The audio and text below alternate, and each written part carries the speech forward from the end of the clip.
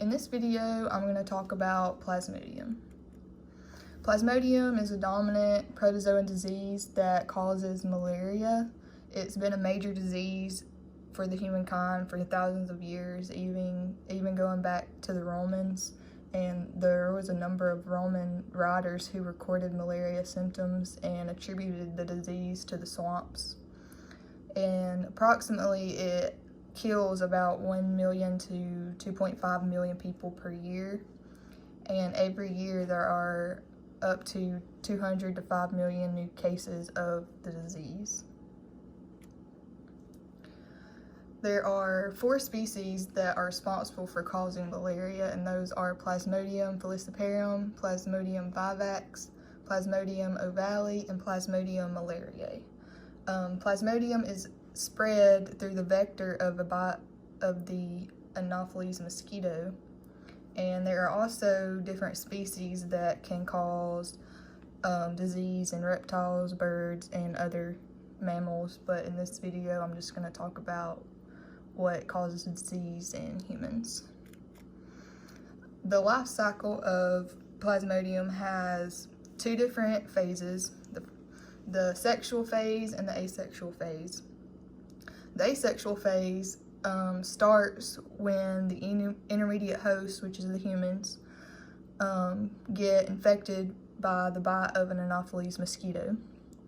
The sexual phase of malaria occurs when the Anopheles mosquito, which is the definitive host, draws an infected red blood cell when they feed. The asexual phase, the mosquito that is infected injects the sporozoites into the human. The sporozoites rapidly invade the liver, and over time they mature into liver stage schizonts. The schizonts burst and they release a lot of merozoites, and it takes about 5 to 16 days to do this. Each merozoite can invade an erythrocyte, which matures into trophozoites, and the red blood cell bursts, releasing the merozoites that will differentiate into the gametes. And it takes about 2 to 3 weeks for the gametophytes to mature. Then comes the sexual phase. The sexual phase, the mosquito ingests one of the infected red blood cells when they feed, and the gametophytes develop into the mosquito's gut and fertilize into mature sporozoites. The sporozoites then lodge themselves into the salivatory gland of the mosquito, ready to inject them into another human host. Here you can see the life cycle.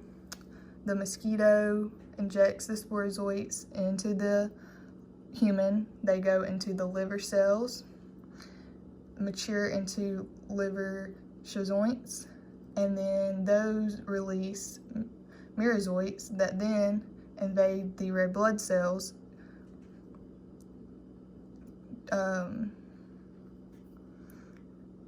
Then they mature, turn into trophozoites. Then they release back into the bloodstream for the mosquito to pick up and be infected.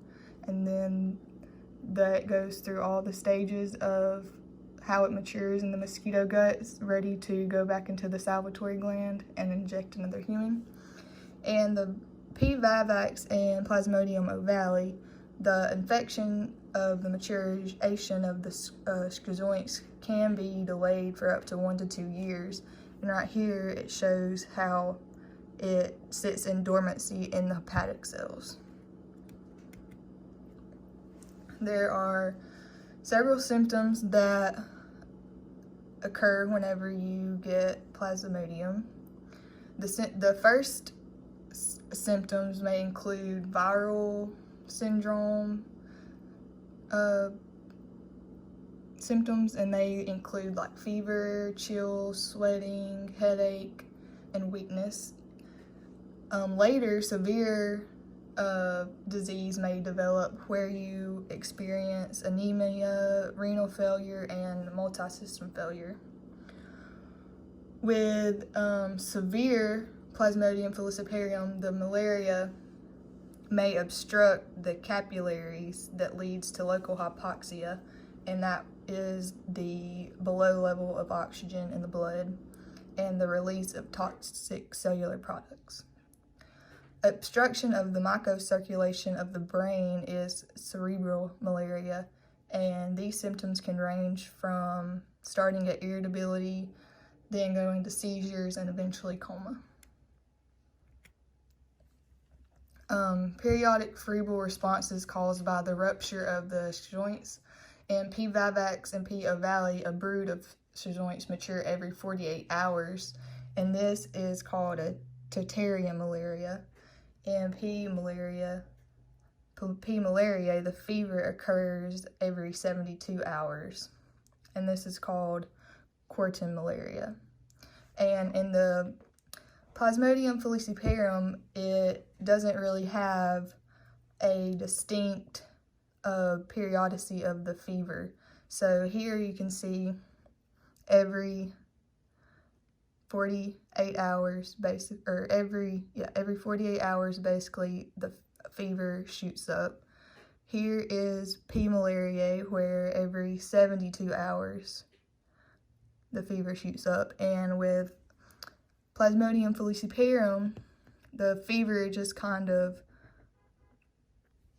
is all over the place. Malaria, Paroxysm consists of 3 stages, and this is when the disease progresses so much that it consists of bouts of illness alternating with symptom-free periods.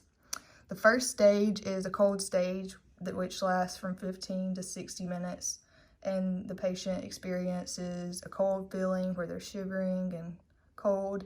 The second stage is a hot stage, where they experience 2 to 6 hours of fever, flushed skin, they feel nauseous, vomiting. And then the last stage is a sweating stage, where the fever rapidly drops and they experience sweating. There is immunity, both innate and acquired, can occur. The sickle cell can protect against the development of falciparum. It involves the carbon monoxide gases going up, and the disease is less likely to develop. And the absence of Duffy antigen prevents from infection by P. vivax. And you can also get acquired immunity, and this doesn't protect against developing Plasmodium, but it helps the infection not be as bad. Here is an image of immune responses. The Duffy antigen is required for the invasion of P. vivax, and that is how it prevents against that. How is malaria diagnosed? In the U.S., a lot of people are delayed diagnosis and delayed treatment due to the healthcare provider not looking for malaria to be the cause of the sickness. And the definitive diagnosis requires an observation of the parasites in the Gymneza stained thick and thin blood smears. And the thick blood smears, they're much more difficult to interpret because of the blood is so thick. However, it has more blood, so it is easier to do that way. The thin blood smears are used to determine the species, and this is done by seeing the actual parasites within the erythrocyte. The blood smears should be examined every 6 to 12 hours for at least 2 days. The treatment and drugs for malaria consist of chloroquine, and this is used for all uncomplicated cases of this disease for all 4 species. Therapy of chloroquine-resistant falciparum is very complicated, and it depends on the area that they are inoculated. Melfluoroquine is one of the drugs used for that, and also quinine plus deoxycycline is used together. Both of those are used together. And halofantrine is widely used overseas but is not available in the United States. The complicated Plasmodium falciparum is severe and should be treated with intravenous quinine and the patient should be placed in intensive care. The intravenous quinine is no longer available in the US.